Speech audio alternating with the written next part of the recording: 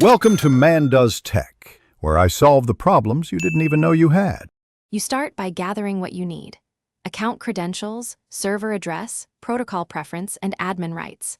Once done, download the official client for your operating system and verify its checksum or signature so you avoid tampered software. Make sure you also have your two-factor method ready, app codes, or a hardware token.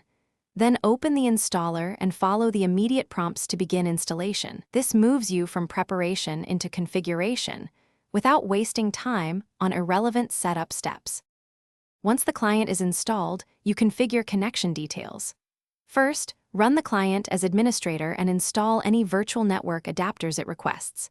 Next, add the server address and pick the protocol that balances speed and security for your environment, for example, WireGuard for speed or ICAV2 for mobility. Then choose authentication: a password alone, a certificate, or SAML single sign-on. Import certificates or an OVPN profile if required. Finally, set DNS push and now connect. Click Connect and provide your two-factor code when prompted. Watch the client logs for the handshake and certificate validation so you know why it succeeds or fails. Once connected, verify your external IP and test access to internal resources like file shares or intranet sites. Make sure Auto Connect or Start on Boot is enabled if you need persistent protection. If something goes wrong, check the client logs first. Then test DNS and ping the server. Re-import the profile or contact your administrator if errors persist.